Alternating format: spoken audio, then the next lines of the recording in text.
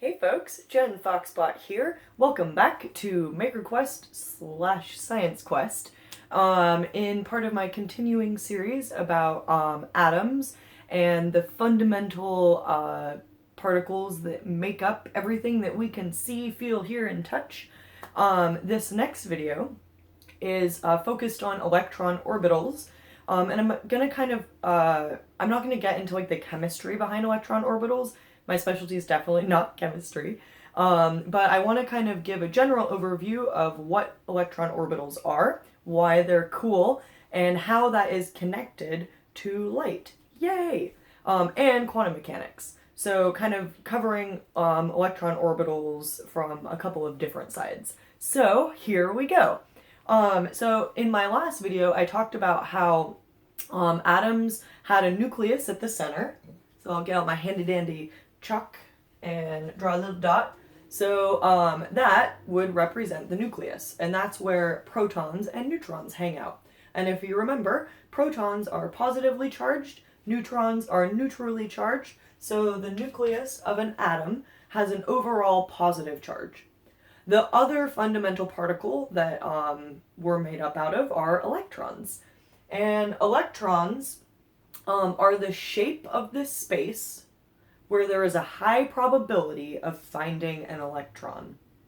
I'm going to say that again. Electrons are the shape of this space where there's a high probability of finding an electron. The most common model of atoms is actually incorrect. It's the Bohr model of an atom, where you would see an electron orbital drawn like that, and the electron going around the orbital like planets orbiting the sun. That's not totally correct. It's a reasonable approximation, I suppose. But I think that really understanding what an orbital is really cool, because this is where quantum mechanics comes in. So instead of like a point particle traveling around an orbital, it's actually a cloud. And the orbital describes the space where it is most likely to find the electron. What do I mean by that? Well, if we graph like probability versus location, so if this is location and this is probability, it would look something like this. And so, as you can see, there is a small chance that the electron might exist outside of its orbital. That's kind of weird. That's the thing called electron tunneling, where it does something that it's not allowed. But basically, 90% of the time, it's going to be in the orbital around the nucleus. And the different orbitals have different shapes. If you get really into chemistry, you'll see the electron orbitals are labeled like this. I think it goes 1s, 2s, 2p, 3s, etc. So the number is the energy level. 1 is the lowest. S is the shape of the orbital. I'm going to try and draw this in 3D because we live in 3D. Woo! So if I have my z-axis going up, actually I like y up.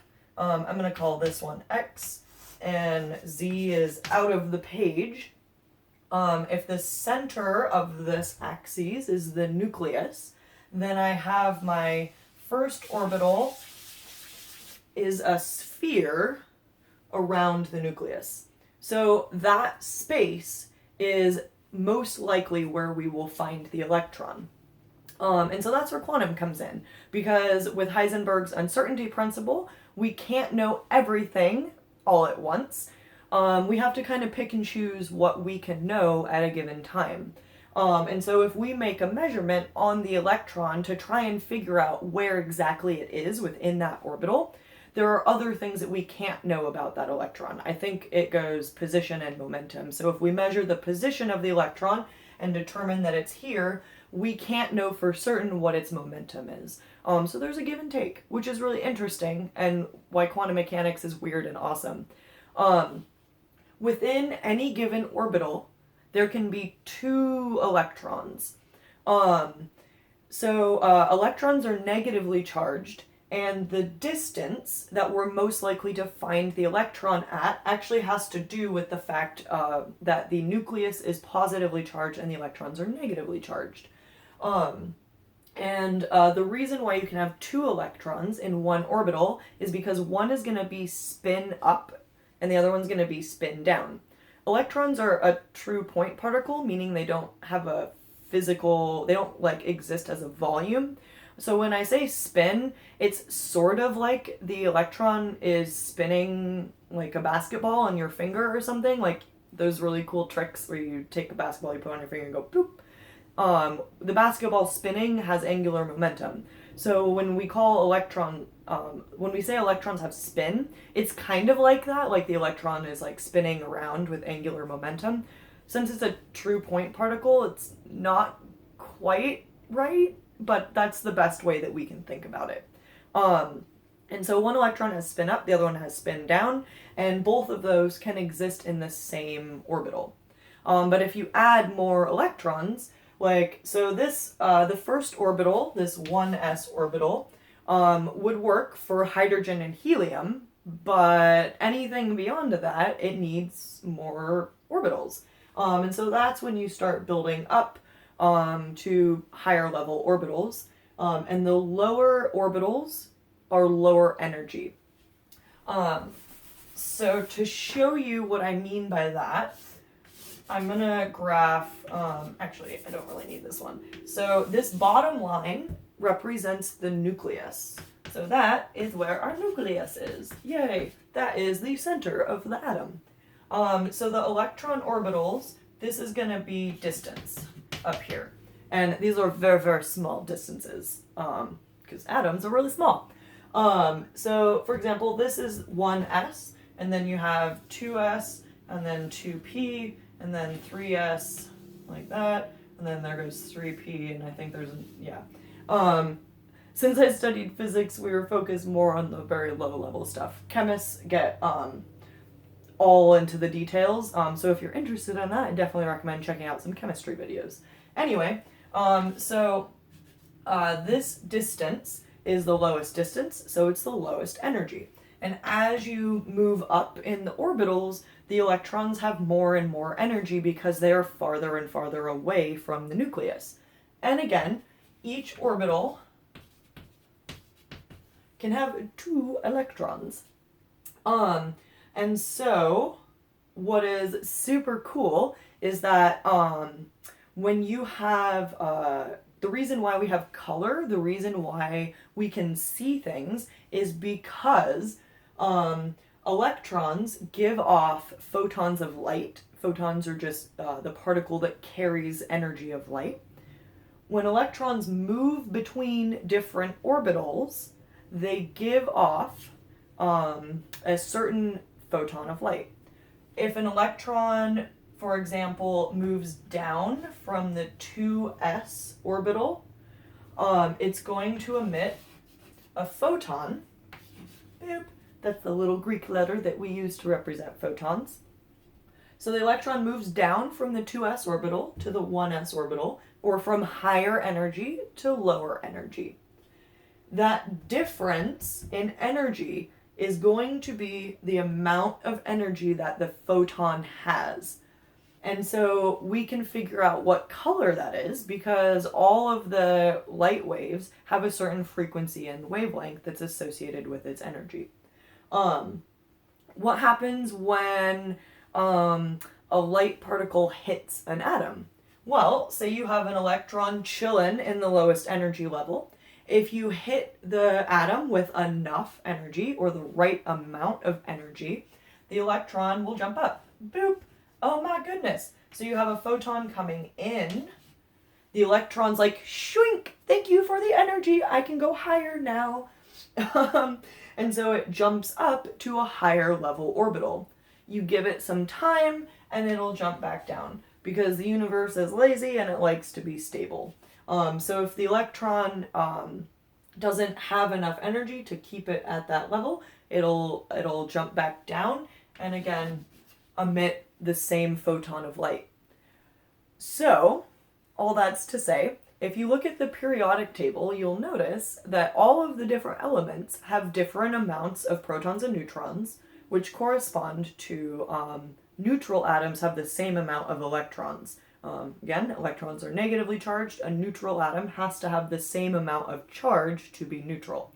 Not all elements exist in a neutral state. I think hydrogen, I can't remember exactly, again, not chemistry expert, but I think hydrogen mostly exists in isotopes. Someone correct me if I'm wrong about that. But some elements exist not as neutral atoms, but as charged atoms. So they have more electrons, or more electrons than protons, or more protons than electrons. But basically, all of that is to say, every element has a specific absorption and emission spectrum that is based on the shape of the orbitals. And again, the orbitals are the shape of the space where you have the highest probability of finding the electron. And so when we want to figure out what another planet is made from, we actually can look at that absorption and emission spectrum and figure out what elements are on that planet. And so that's what astronomers do when they're trying to find planets that might have life on it. We're like, okay, we know that, at least for our type of life, we know that water is crucial. So we know that water is hydrogen and oxygen. And so we can look at the light coming off of planets. Basically, the sun, like local stars will hit that planet and reflect the light, and then we can take that light and parse it out and figure out what elements are on that planet. And if there's hydrogen and oxygen, maybe there's water. All right, so that's a quick overview of the different orbitals. The one last thing that I'll mention is that the orbitals increase in distance as they increase in energy. And there are different shapes. So this would be the 2s one. The p orbitals are like little dumbbells. Let's see if I can draw that. Like, yeah. It kind of looks like a flower. That might be kind of hard to see. But basically, the orbitals are different shapes, but they're a probability cloud. It's not like a planet orbiting the sun. But I think that this is really beautiful because it's like, oh, this is cool. Like, you have light coming in. If it's the right energy light, it'll absorb, give the electron some energy to jump to the next highest energy level. And then eventually it'll fall back down and release that same amount of energy that we see as light. So yeah, the universe is really beautiful and magical. I love quantum physics. Hopefully that was clear. Please let me know if you have any questions about electron orbitals, and I'd be happy to do my best to answer your questions and or point you to some other helpful resources. And of course, always trying to give you topics that are interesting, so please let me know if there's a particular thing you would like to learn about. All right, thanks very much for watching, and I'll see you next time. Bye!